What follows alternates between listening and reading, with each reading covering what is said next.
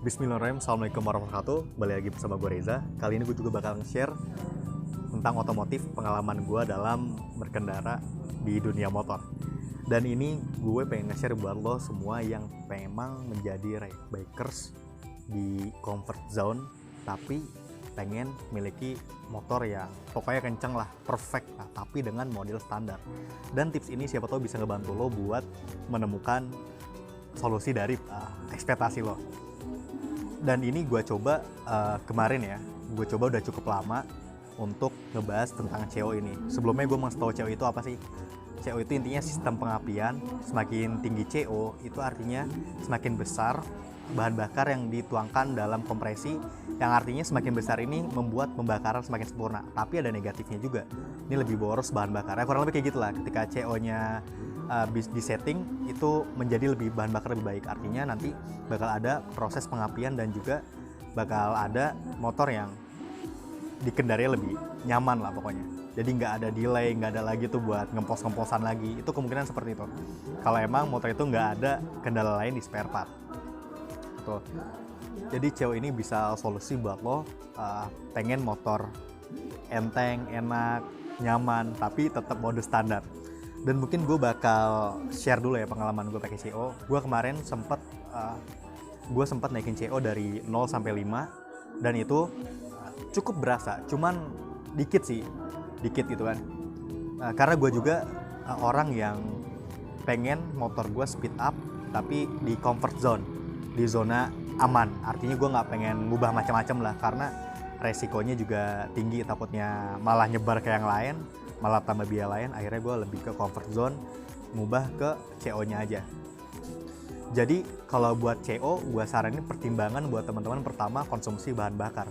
Jadi ini lebih ke budgeting sih, karena ketika kalian memutuskan untuk naik CO, itu bahan bakar yang dikonsumsi itu lebih tinggi. Jadi perhitungannya gini, kalau kalian menambahkan satu tingkat CO kan maksimal 30 limitnya kan, itu satu CO itu sama dengan 0,05 konsumsi bahan bakarnya. Ntar tinggal dikali jumlah kalian ingin menaikkan CO gitu kan. Nah ntar sisanya itulah bahan bakar yang keluar, kurang lebih asumsinya untuk kalian hitung budgetingnya. Terus rekomend gak sih CO ini? Ya cukup rekomend, cuman gua sendiri lebih merekomendasikan untuk jangan terlalu berlebihan, jangan sampai maksimal, karena gimana pun selain daripada budgeting itu bakal ngaruh ke yang lainnya.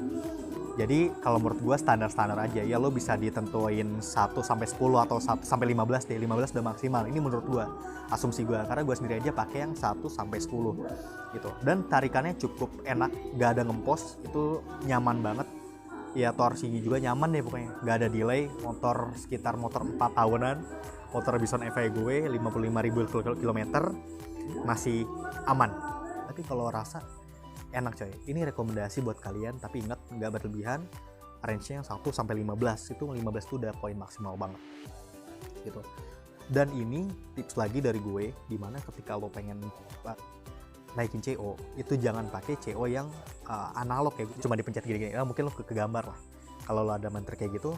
Dan gue lebih rekomendasiin lo pakai komputerisasi, dimana ketika komputer itu dicolok untuk ke sistem motor lo, itu udah ada bacaan-bacaan terkait data yang ada di motor, termasuk dengan CO-nya, termasuk dengan kelistrikannya, termasuk dengan problem-problem yang emang ada di motor kalian, yang itu dibaca oleh si komputerisasi ini gitu.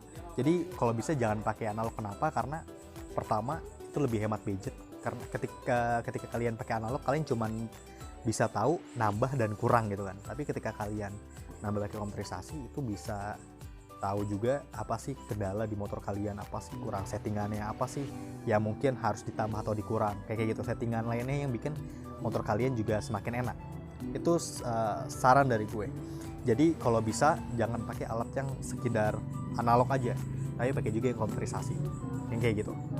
Oke, mungkin itu aja tips dari gue. Sekali lagi, jika ada pertanyaan bisa tulis di kolom komentar. Assalamualaikum warahmatullahi wabarakatuh.